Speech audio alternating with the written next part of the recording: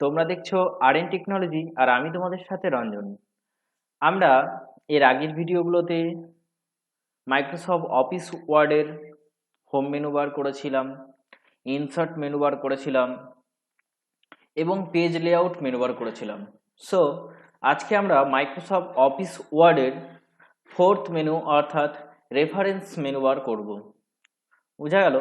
So তোমরা যারা যারা আমার এই চ্যানেলে নতুন এসেছো তারা অবশ্যই চ্যানেলটিকে সাবস্ক্রাইব করবে এবং লাইক করে বেল আইকনটি প্রেস করবে। ওকে, তোমরা ভালো করে জানো আমরা এই চ্যানেলের মাধ্যমে অ্যাডভান্স ডিপ্লোমা সমস্ত কোর্স বাড়িতে বসেই করব। সো চলো স্টার্ট করা যাক। সো আজ আমরা দেখব reference menu bar. Reference menu bar একটা অ্যাডভান্স কি বলবো মেনু, যার প্রচণ্ড ব্যবহার করা যায়, খুব বহুল পরিমাণে ব্যবহার হয় অ্যাজ এ রাইটার বা একজন যে বই লিখে তাদের জন্য খুবই রেফারেন্স মেনু বার ব্যবহার হয়। সো রেফারেন্স মেনু বারটা একটু ভালো করে বুঝতে হবে। আমাদের যে আগের মেনুগুলো ছিল সেগুলো খুব একটা জটিল ছিল না, কিন্তু রেফারেন্স মেনু বার একটু জটিল। এটা একটু বুঝে নিলেই একদম জলের মতো সহজ হয়ে যাবে। ওকে, সো আজ আমরা রেফারেন্স মেনু বারের পার্ট 1 করব। অবশ্যই তোমরা বুঝতেই পারছো রেফারেন্স মেনু বারের পার্ট 1 মানে পার্ট 2 হবে। তার মানে কি এটা একটু জটিল আছে, তার জন্যই আমি আজ পার্ট 1 এর মধ্যে আজ আমরা আলোচনা করব টেবিল অফ কন্টেন্ট। এটা হচ্ছে পার্ট 1। এখানে 6টা পার্ট রয়েছে, ঠিক আছে? এই 6টা পার্টের মধ্যে আমরা ফার্স্ট 3টে পার্ট আলোচনা করব।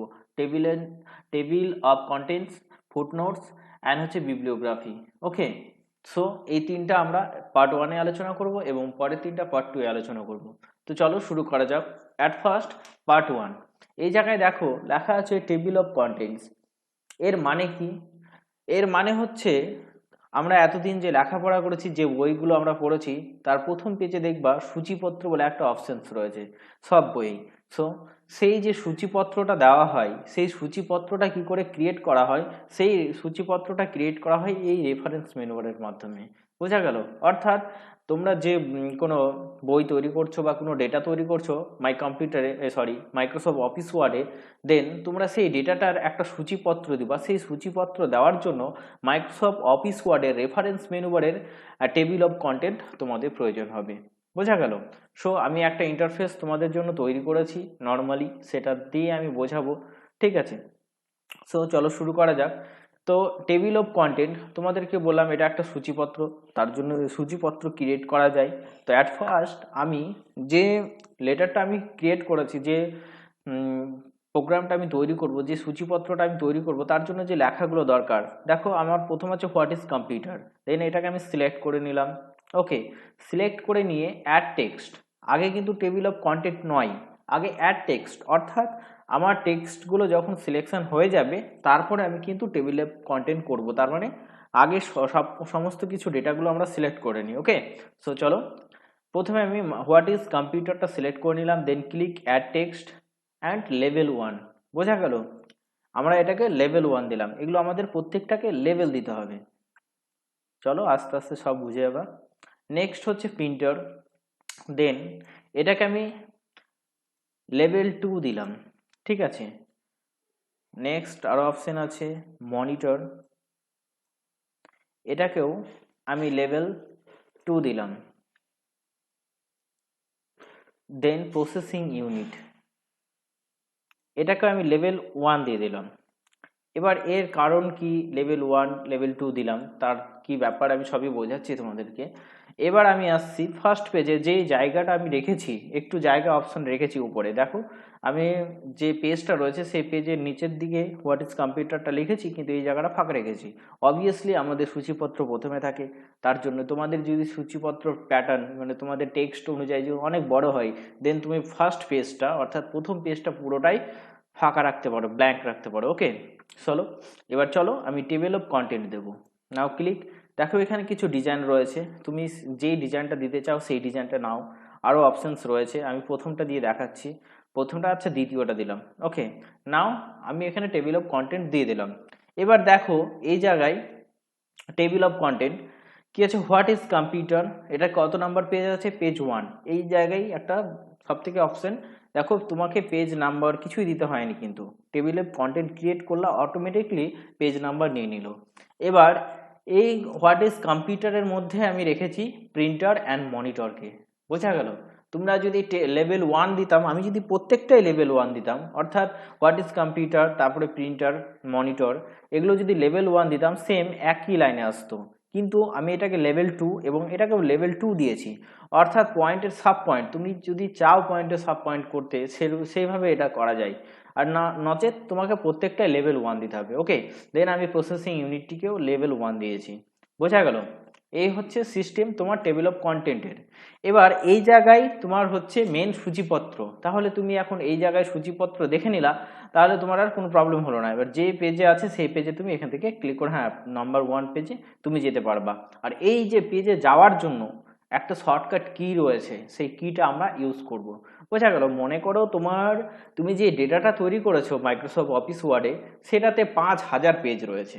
ওকে, এবার সেই 5000 পেজের মধ্যে তোমার যে কোনো একটা পেজ, অর্থাৎ দেখা গেল 505 নম্বর পেজে একটা জরুরি কিছু জানার আছে, সেক্ষেত্রে তুমি প্রত্যেকটা পেজ স্ক্রল করবা, সেটা কিন্তু সম্ভব নয়। তার জন্য আমরা কি করব, টেবিল অফ কন্টেন্ট ব্যবহার করে সেই জায়গায় যে পেজটা তোমার দরকার, যে পয়েন্টটা তোমার দরকার, সেই পয়েন্টে গিয়ে কারসার রেখে দেখো কি বলছে, কন্ট্রোল প্লাস ক্লিক, অর্থাৎ কন্ট্রোল বাটন, কিবোর্ডের কন্ট্রোল বাটন প্রেস করে তুমি ক্লিক করো, দেন তুমি সেই পেজে চলে যাবা।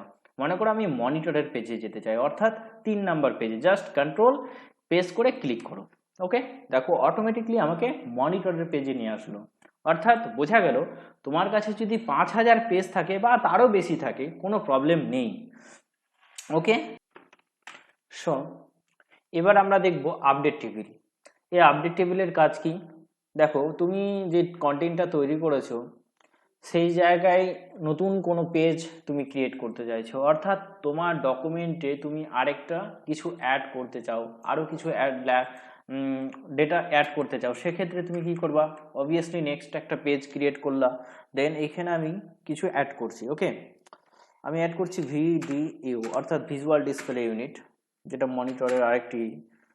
তো আমি এই জায়গায় লিখলাম না, তোমাদেরকে জাস্ট বোঝানোর জন্য এটা করে নিলাম। ওকে, সো মনে করো এটা ভিডিওর একটা ডিটেলস, তুমি একটা ডিটেলস নিলা, দেন সেক্ষেত্রে তুমি অ্যাড টেক্সট করবা, আপডেট টেবিল করবা। তো প্রথমে কি করবা, অ্যাড টেক্সট, কারণ আমাদেরকে এটা লেভেল দিতে হবে, অর্থাৎ ভিডিও একটা লেভেল দিয়ে দিলাম, লেভেল 1। ওকে, দেন এটা হয়ে গেল। এবার তুমি জাস্ট ক্লিক করো আপডেট টেবিলে, আর কিছু করতে হবে না। ওকে, নাও ক্লিক আপডেট টেবিল। এই জায়গায় কি বলছে, update page number only, update inter table, update inter table করো, দেন ওকে। ওকে, এবার তুমি ফার্স্ট পেজে চলে আসো। দেখো তোমার যে পেজটা ছিল, অর্থাৎ তোমার যে ডেটাটা তুমি তৈরি করেছিলা, সেই জায়গায় ভিডিওটা অটোমেটিকলি নিয়ে নিয়েছে। বোঝা গেল? অর্থাৎ তোমার সূচিপত্রের মধ্যে আরেকটা তুমি অ্যাড করে নিলে। বোঝা গেল? এই হচ্ছে আপডেট টেবিলের কাজ। অর্থাৎ তুমি যখন কোনো ডেটা তৈরি করছো, সেক্ষেত্রে তুমি যদি ভাবো যে আমার আরও কিছু ডেটা লাগবে সেই পেজের মধ্যে, আমি সূচিপত্রের মধ্যে আরও কিছু অ্যাড করতে চাই, সেক্ষেত্রে তুমি কি করবা, এই আপডেট টেবিলে ইউজ করবা। ওকে, নেক্সট আসছি আমরা ইনসার্ট ফুটনোটস। এবার ইনসার্ট ফুটনোটসের কাজ কি? দেখো আমরা বেশিরভাগ ক্ষেত্রে এটা বাংলা বইয়ে দেখা যায় না, ইংলিশ বইয়ে দেখা যায়। ইংলিশ বইয়ে কোনো প্যারাগ্রাফ পড়ছো, কোনো পোয়েম বা পোয়েট্রি পড়ছো, সেক্ষেত্রে দেখবা ইনসার্ট ফুটনোটের ব্যবহার করা হয়। ওকে, সো অবভিয়াসলি তোমাদের আমি একটা ছবি দেখে বুঝিয়ে দেবো ইনসার্ট ফুটনোটের কাজটা কি। তো আমি দেখিয়ে দিচ্ছি এই জায়গায় ইনসার্ট ফুটনোট কি করে ব্যবহার করা হয়। ঠিক আছে, আমি একদম লাস্টে আসছি। সো এই যে সিপিইউ আছে, আমি জাস্ট সিপিইউ এর এখানে ক্লিক করে কার্সারটা রেখে নিলাম। ঠিক আছে, কারণ আমি এই জায়গায় ইনসার্ট ফুটনোটটা ইউজ করব। দেন তুমি ক্লিক করো ইনসার্ট ফুটনোট। ওকে, এই জায়গায় চলে আসলো। এবার আমাদের সিপিইউ এর ফুল ফর্ম কি, সেন্ট্রাল প্রসেসিং ইউনিট।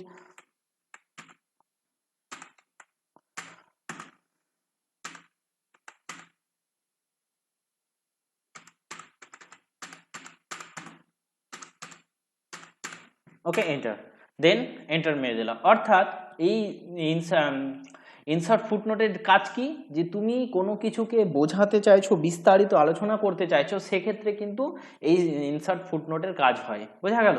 এই যেমন সিপিইউ বোঝালাম বা ভিটিইউ বা ইউপিএস, যে কোনো কিছু বোঝানোর জন্য, মানে তোমার ডেটার মধ্যে কোনো কিছু যদি তুমি সেখানে শর্ট ফর্ম লিখে থাকো আর তার বিস্তারিত তুমি ছাত্রদেরকে বা যার কাছে ডেটা দিচ্ছ তাকে বোঝাতে চাও, সেক্ষেত্রে তুমি ইনসার্ট ফুটনোটের ব্যবহার করতে পারবে। বোঝা গেল? যেমন ইংলিশ বইয়ে থাকে, ইংলিশ বই আমাদের কিন্তু ইনসার্ট ফুটনোটের ইউজ করা থাকে। এবার এটা হচ্ছে ইনসার্ট ফুটনোটের কাজ। তুমি এবার দেখো কারসারটা আমি নিয়ে যাই সিপিইউ এর কাছে, সিপিইউ এর কাছে কারসার নিয়ে গেলে দেখো এই জায়গায় লেখা আছে সেন্ট্রাল প্রসেসিং ইউনিট, অর্থাৎ এটা আমাকে দেখানোর জন্য আমি এইটা ইনসার্ট ফুটনোট ইউজ করেছি। দেন তোমার ডেটাটা কেউ যদি স্টাডি করে, সেক্ষেত্রে সে স্টাডি করতে করতে এই জায়গায় জাস্ট কারসার নিয়ে গেলেই সে বুঝতে পারবে এর ফুল ফর্মটা কি, বা এই জায়গায় তুমি কি ডেটা দিয়ে রেখেছো। এবং এখানে তো লেখাই থাকবে, কারণ ইনসার্ট ফুটনোটের কাজই হলো সেটা। তুমি যেই ইনসার্ট ফুটনোট ইউজ করবা সেখানে 1, আমি যদি আরও ফুটনোট দিই সেখানে 2, 3, 4 এভাবে এই জায়গাতে ডেটাগুলো থাকবে। বোঝা গেল?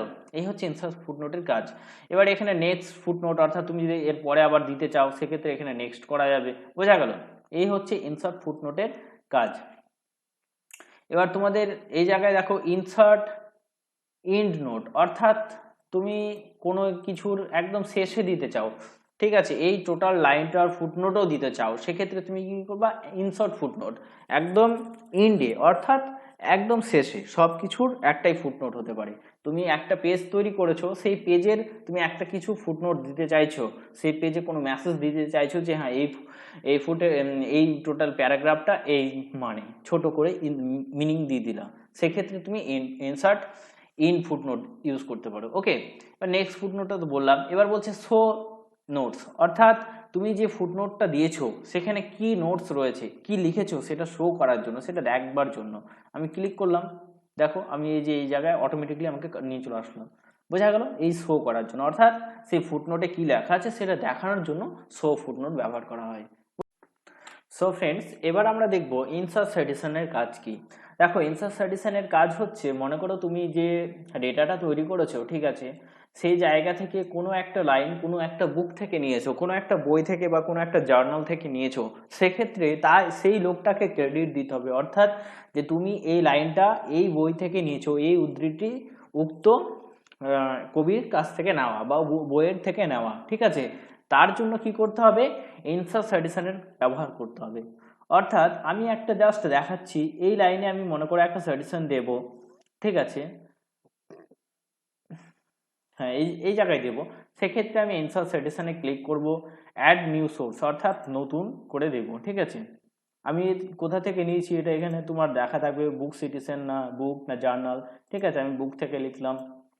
অথর নেম, অর্থাৎ সেই বইয়ের লেখককে। ওকে,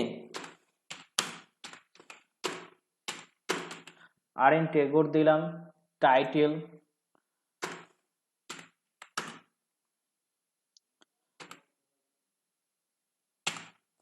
ঠিক আছে, দ্য সিএম ইয়ার, তুমি টাইটেল অর্থাৎ বইয়ের নাম, আমি তো তোমাদের জাস্ট বোঝানোর জন্য করছি, তাই যে কোনো একটা এক্সাম্পল দিয়েই করছি। ওকে, 2021।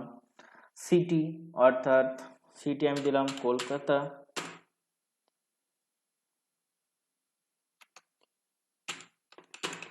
কলকাতা, ওকে।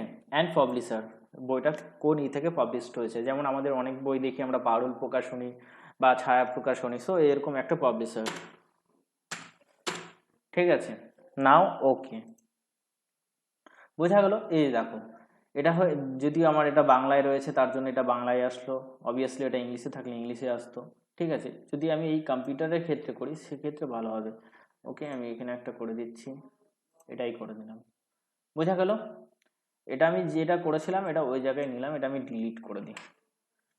সো হোয়াট ইজ কম্পিউটার, এই যে এটা আমি কোথা থেকে নিয়েছি তার জন্য এই জায়গায় একটা ইনসার্ট সাইটেশনের ব্যবহার করলাম, ঠিক আছে। দেখো এখানে বুকের অথর নেম হচ্ছে আর.এন. ট্যাগর, আর বেরিয়েছি 2021-এ, এইটুকটাই জাস্ট লেখা থাকবে, কিন্তু এটা তুমি ডিটেলসে এক জায়গায় দিতে পারবে। ডিটেলসে দেখাতে যদি চাও, সে হয় তোমার বইয়ের তোমার যে ডেটাটা তৈরি করেছো তার শেষ পেজে হতে পারে, কিংবা ফ্রন্ট পেজে প্রথম পেজেও হতে পারে।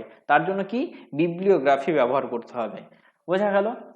এবার হচ্ছে এই জায়গায় তো আমি ইনসার্ট সাইটেশনের দেখলাম, এবার বলছে ম্যানেজ সোর্স, অর্থাৎ তুমি যে ডেটাটা তৈরি করেছো সেখানে তো আমি জাস্ট একটা এক্সাম্পল দিলাম, হোয়াট ইজ কম্পিউটারের সিটেশন দিয়েছি। সেক্ষেত্রে তুমি যে ডেটাটা তৈরি করছো সেক্ষেত্রে অনেক তোমার এই হবে, সাইটেশনের কাজ থাকবে, সেক্ষেত্রে সেগুলোকে ম্যানেজ করা, সেগুলোর গঠন, তারা সেগুলো ডিলিট করা, সব কিছু তুমি কি করে বুঝবা? তার জন্য এই জায়গায় দেখো আমি আরও কিছু দিয়েছিলাম, RN TET, RN RR। So এগুলো হচ্ছে ম্যানেজ করা, এখান থেকে তুমি এডিট করতে পারবা, ডিলিট করতে পারবা, কপি পেস্ট করতে পারবা, অর্থাৎ এটাকে জাস্ট তোমার ম্যানেজ করার জন্য, তোমার নিজের জন্য, ঠিক আছে? এটা শুধু দেখার জন্য। এবং স্টাইল, এই জায়গা থেকে তুমি স্টাইলগুলো চেঞ্জ করতে পারো, ফন্টের স্টাইল, ঠিক আছে? ওই যে তুমি যে বিবলিওগ্রাফি এই যে দিচ্ছ সেটা ম্যানেজ করার জন্য। এবার মনে করো আমি বিবলিওগ্রাফি দিতে চাই, অ্যাজ ফন্ট পেজে হতে পারে কিংবা ইন্ট পেজে হতে পারে। দেন তুমি ক্লিক করো বিবলিওগ্রাফি, যেটা তোমার ভালো লাগছে সেই অনুযায়ী এখানে দুটো ডিজাইন, কিছু ডিজাইন দেওয়া আছে, যেই ডিজাইনটা তোমার ভালো লাগছে সেই ডিজাইনে ক্লিক করো।